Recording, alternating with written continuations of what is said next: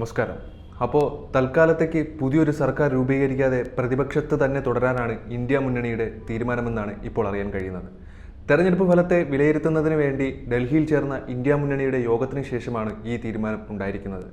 മല്ലികാർജുൻ ഖാർഗെയാണ് ഇതുമായി ബന്ധപ്പെട്ട സൂചന നിലവിൽ തന്നിരിക്കുന്നത്. മോദി നേതൃത്വം നൽകുന്ന BJPയുടെ വർഗീയ ഫാഷിസ്റ്റ് ഭരണത്തിനെതിരെ ഇപ്പോൾ നിലകൊള്ളുന്ന അതിശക്തമായ പ്രതിപക്ഷമാണ് ഇന്ത്യ സഖ്യം.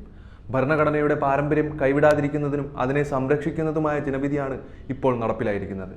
ഇന്ത്യ മുന്നണി പരാജയം അംഗീകരിക്കുന്നില്ല എന്നൊക്കെയുള്ള പല വിമർശനങ്ങളും ഇതിനിടയിൽ ഏറ്റുവാങ്ങുന്നുമുണ്ട്.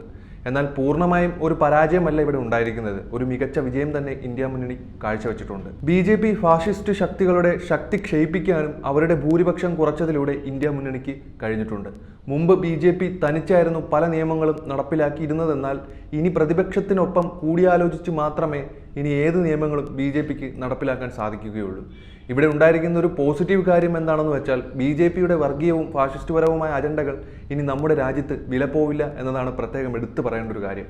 മറ്റൊരു കാര്യം, BJPയെ സംബന്ധിച്ചിടത്തോളം നരേന്ദ്രമോദി മൂന്നാമതും പ്രധാനമന്ത്രിയായി അധികാരത്തിലേറുമ്പോൾ അതൊരു ചരിത്രമായി മാറുക കൂടി ചെയ്യുന്നുണ്ട്. കാരണം നെഹ്റുവിന് ശേഷം മൂന്നാമതും പ്രധാനമന്ത്രിയായി അധികാരം ഏറ്റെടുക്കുന്നത് ആദ്യമായി നരേന്ദ്രമോദി ആണെന്നുള്ള സവിശേഷതയും ഇവിടെ ഉണ്ടായിട്ടുണ്ട്.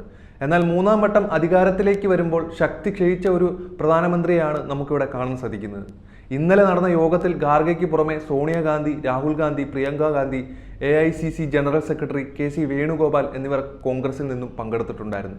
തമിഴ്നാട് മുഖ്യമന്ത്രി MK സ്റ്റാലിൻ, DMK നേതാവ് TR ബാലു, ജാർഖണ്ഡ് മുഖ്യമന്ത്രി ചമ്പൈ സോറൻ, കൽപ്പന സോറൻ, NCP നേതാക്കളായ ശരത് പവാർ, സുപ്രിയ സുലെ, അഖിലേഷ് യാദവ്, റാം ഗോപാൽ യാദവ്, അഭിഷേക് ബാനർജി, തേജസ്വി യാദവ്, സഞ്ജയ് റാവത്ത്, അരവിന്ദ് സാവന്ത്, ഒമർ അബ്ദുള്ള, സീതാറാം യെച്ചൂരി, D രാജ, Sanjay Singh, Raghav Chanda, Sadiq Ali Shihab Thangal, PK Kunhalikutty, NK Premachandran, G Devarajan, Joseph K Mani എന്നിവരും യോഗത്തിൽ പങ്കുചേർന്നിരുന്നു.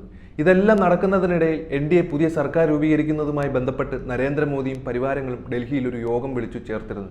NDA സഖ്യകക്ഷി നേതാവായി നരേന്ദ്രമോദിയാണ് യോഗം തെരഞ്ഞെടുത്തിരിക്കുന്നത്. 7-ാം തീയതി MPമാരുടെ യോഗം കഴിഞ്ഞതിന് ശേഷം സർക്കാർ രൂപവൽക്കരിക്കാനുള്ള അവകാശവാദം ഉന്നയിച്ചുകൊണ്ട് രാഷ്ട്രപതിയെ കാണാമെന്നാണ് നിലവിൽ യോഗത്തിലെ തീരുമാനം. ലോക്സഭാ തെരഞ്ഞെടുപ്പിൽ 292 സീറ്റുകൾ നേടിയതിന് പിന്നാലെ ബുധനാഴ്ച വൈകിട്ടോടെയാണ് യോഗം ചേർന്നത്.